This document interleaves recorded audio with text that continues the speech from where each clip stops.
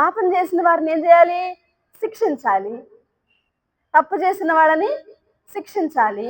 మంచి చేసిన వారిని మెచ్చుకోవాలి, రక్షించాలి. ఇదేంటిది ఆపోజిట్‌గా ఉంది అంటున్నారు చాలామంది. అర్థం కావట్లేదు.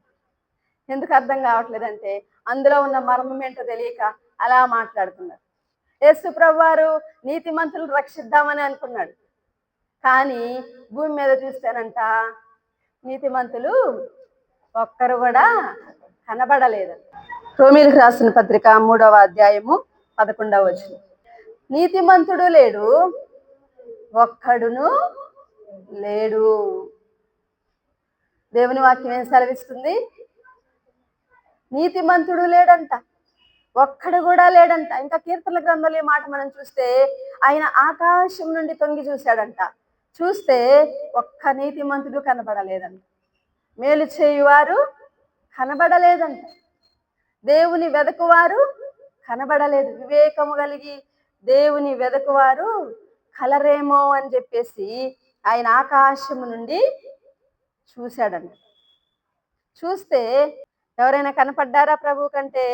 ఒక్కరు కూడా కనపడలేదు. అందరూ కూడా త్రోవ తప్పి ఉన్నారు.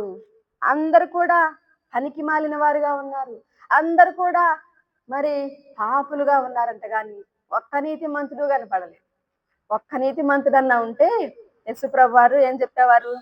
నేను నీతిమంతుడిని రక్షించడానికి వచ్చాను, ఆ ఒక్క నీతిమంతుడు బాధపడుతున్నాడు, ఆ కొద్ది మంది నీతిమంతులు ఇబ్బంది పడుతున్నారు ఈ లోకంలో, వారిని రక్షించడానికి వచ్చానని చెప్పేవాడు. కానీ నీతిమంతుడు లేడు, ఒక్కడు కూడా లేడు.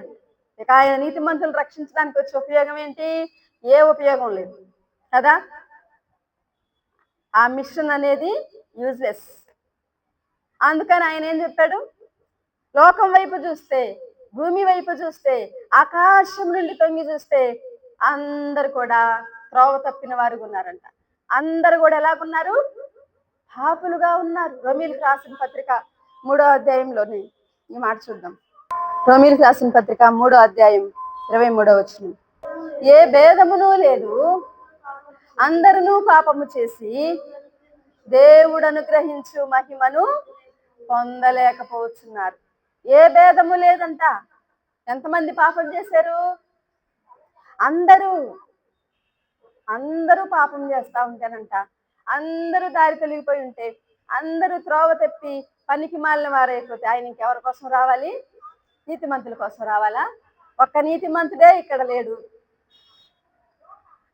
ఒక్క నీతిమంతుడు కూడా లేకపోతే నేను నీతిమంతుల కోసం వచ్చానని చెప్పడంలో అర్థం ఉందా? లేదు. అందుకని ఆయన ఏం చేశాడు? పాపులను రక్షించడానికి యేసుక్రీస్తు ప్రభువారు ఈ లోకానికి వచ్చాడు. హల్లెలూయా. పాపులను రక్షించడానికి వచ్చాడు. నశించిపోతున్న వారిని రక్షించడానికి వచ్చాడు. కొంతమంది అంటారు నేనే పాపము చెయ్యలా. ఒక అతను అడుగుతున్నాడు ఒక పాస్టర్ గారిని, నేను వింటా ఉన్నా అన్నమాట. అది బైబిల్ కాలేజ్ జరుగుతున్నప్పుడు మరి ఆ యొక్క లెక్చరర్ని అడుగుతున్నాడు స్టూడెంట్, అసలు పాపమే చేయలేదు నేను, మీరేంది నన్ను పాప అంటారు? మళ్ళీ ఆ పాపం కోసం యేసు ప్రభు వారు వచ్చారంటారు. ఏంటి ఇదంతా? సమస్య ఏంటంటే అతను పాపం చేయలేదని కాదు. సమస్య ఏంటంటే అతను పాపి అనే సంగతి అతను గ్రహించలేకపోతున్నాడు. గ్రహించువాడు లేడంట, ఒక్కడును కూడా లేడంట. గ్రహించేవాడు లేడు. నేను తప్పు చేస్తున్నానా? నేను ఒప్పు చేస్తున్నానా? నీతి జరిగిస్తున్నానా? అవినీతి జరిగిస్తున్నానా? పాపం చేస్తున్నానా? మంచి కార్యం చేస్తున్నానా? గ్రహించేవాడు లేరంట. రోమీయులకు రాసిన పత్రిక 3:11 ఆ మాట చదవండి. నీతిమంతుడు లేడు, ఒక్కడును లేడు, గ్రహించువాడెవడును లేడు, దేవుని వెదకువాడు లేడంట. గ్రహించేవాడు లేడు. నేను పాపం చేశానని గ్రహించేవాడు లేడు. నేను చేసేది తప్పు అని గ్రహించేవాడు లేడు. ఎవరి మటుకు వాళ్ళే ఏమనుకుంటున్నారు? నేను నీతిమంతుడిని, నేను నీతిమంతురాలు. ఎవరి మటుకు వాళ్ళు అలాగనుకుంటున్నారు. ఇప్పుడు హాస్పిటల్కి వెళ్తే టెస్టులు చేయించుకుంటే తెలుస్తుంది ఏదైనా షుగర్ ఉందా, బీపీ ఉందా, రక్తహీనత ఉందా, ఏముంది.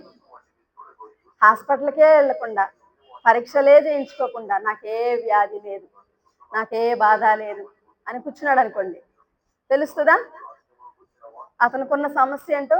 అలాంటి పరిస్థితుల్లో అనేక మంది కొట్టుమిట్టాడుతున్నారు. ఎందుకంటే వారు చేసేది తప్పు అని వారు గ్రహించట్ల, వారు చేసేది పాపము అని వారు ఎరగట్లేదు. ఏమి కూడా గ్రహించలేని స్థితిలో ప్రజలు ఈ లోకంలో జీవిస్తున్నారు. ఈ యొక్క వాక్యము, ఈ యొక్క ధర్మశాస్త్రము లేకపోతేనంట పాపం అంటే ఏంటో తెలియదండి. ధర్మశాస్త్రంలో ఏది రాయబడింది? ఆజ్ఞలు. ఆజ్ఞాతిక్రమమే పాపము అని దేవుని వాక్యం సెలవిస్తుంది. అసలు ఆజ్ఞలు ఏంటో తెలియకపోతే, దేవుడు ఏం ఆజ్ఞలు ఇచ్చాడు, దేవుడు ఏం చేయమంటున్నాడు, నిన్ను సృష్టించిన సృష్టికర్త అయిన దేవుడు నిన్నేం చేయమంటున్నాడో నీకు తెలియకపోతే నువ్వు తప్పు చేస్తున్నావా ఒప్పు చేస్తున్నావా తెలుసుద్దా? ఇప్పుడు మరి రోడ్డు మీద ట్రావెల్ చేస్తూ ఉంటారు. ట్రావెల్ చేసే వాళ్ళకి కారులో వెళ్ళినా, బైక్లో వెళ్ళినా, ఇంకా సైకిల్ మీద వెళ్ళినా, రిక్షా మీద వెళ్ళినా, ఆటోలో వెళ్ళినా వాళ్ళకి ఏం తెలియాలి? ఏం తెలియాలి? రోడ్డు మీద ప్రయాణం చేసే వాళ్ళకి రూల్స్ అండ్ రెగ్యులేషన్స్ తెలియాలి. ఎటు సైడు ప్రయాణం చేయాలి, ఎక్కడ నడవాలి, ఏ లైట్ వేయాలి, ఎక్కడ ఆగాలి, ఎక్కడ ముందుకెళ్ళాలి, ఇటువంటి రూల్స్ అండ్ రెగ్యులేషన్స్ మరి ఇస్తూ ఉంటారు కదా. ఈ యొక్క మరి రవాణా వ్యవస్థ వాళ్ళు, ఆ డిపార్ట్మెంట్ వాళ్ళు మనకు కొన్ని రూల్స్ ఇస్తారు, రెగ్యులేషన్స్ ఇస్తారు. దానిని బట్టి తెలుస్తుంది తప్పు మార్గంలో వెళ్తున్నామా, రైట్ మార్గంలో వెళ్తున్నామా.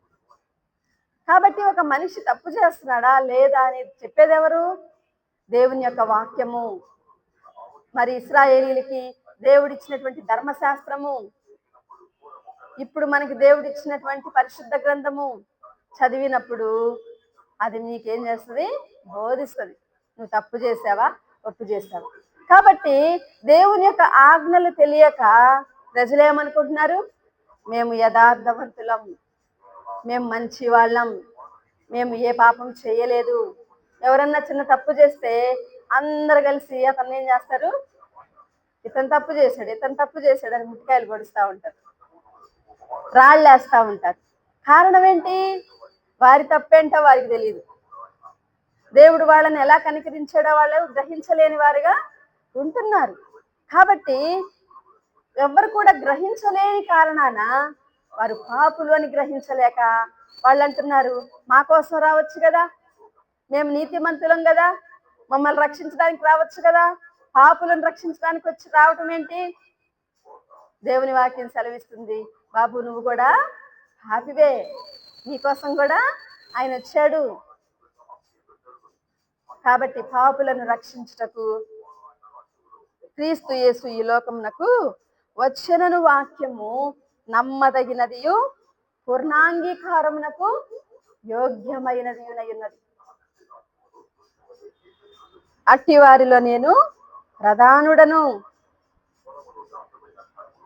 ఈ వాక్యము నమ్మదగినది. పాపం అంటే ఏంటంటే ఆజ్ఞాతిక్రమమే పాపము. ఆదాము హవ్వ ఏదేను తోటలో ఏం చేశారు? ఆజ్ఞను అతిక్రమించారు. వాళ్ళేం అక్కడ వ్యభిచారం చేయలా, దొంగతనం చేయలా, నరహత్య చేయలా కదా. అబద్ధాలు అంటే వారు తెలిసి తెలిసి అబద్ధాలు ఆడలేదు, చెయ్యొద్దన్న పని చేశారు. ఆజ్ఞ ఏదైతే ఇచ్చాడో ఈ పండు తినొద్దు, పండు తినొద్దా? పండు తినొద్దంటే తిన్నారు. అక్కడ ఏం జరిగిపోయింది? పెద్ద పాపము, దేవుని నుంచి దూరం అయిపోయే పాపము. ఏంటి? ఒక పండు తినొద్దన్నాడంట, తిన్నారంట. అట్లా అనుకుంటే నీ జీవితంలో దేవుడు అమ్మ ఈ మాట మాట్లాడొద్దు అంటే ఎన్నిసార్లు మాట్లాడావు? అమ్మ ఇలాగ నువ్వు పలకొద్దు అంటే ఎన్నిసార్లు పలికావు? అయ్యా నువ్వు ఆ దారిలో వెళ్ళొద్దు అంటే ఎన్నిసార్లు వెళ్ళావు? పండు తింటేనే పాపం జరిగిపోయింది అక్కడ. పండు తింటేనే పాపం జరిగిపోయింది అక్కడ. పండు తినొద్దన్నాడు. ఈ రోజున నీకు ఫలానా వస్తువు తినొద్దన్నాడు అనుకోండి, ఆహార పదార్థం తిన్నామనుకో, ఏం జరిగినట్లు? పాపం జరిగినట్లు. దేవుని యొక్క ఆజ్ఞాతిక్రమమే పాపం. దేవుడు ఏది నీకు ఆజ్ఞాపిస్తున్నాడో అది నువ్వు చేస్తే అదే పాపం. పాపము. నువ్వు అనుకుంటున్నవి అన్నీ కాదు. ఏ దొంగతనం చేస్తేనో పాపము, వ్యభిచారం చేస్తేనే పాపము, కదా, నరహత్య చేస్తేనే పాపం. అవన్నీ చేయట్లేదని చాలా మంది ఏమనుకుంటారంటే మేము నీతిమంతులం అనుకుంటారు, మేము గొప్పవారం అనుకుంటారు. కానీ దేవుని వాక్యం సెలవిస్తుంది ఆజ్ఞాతిక్రమమే పాపము.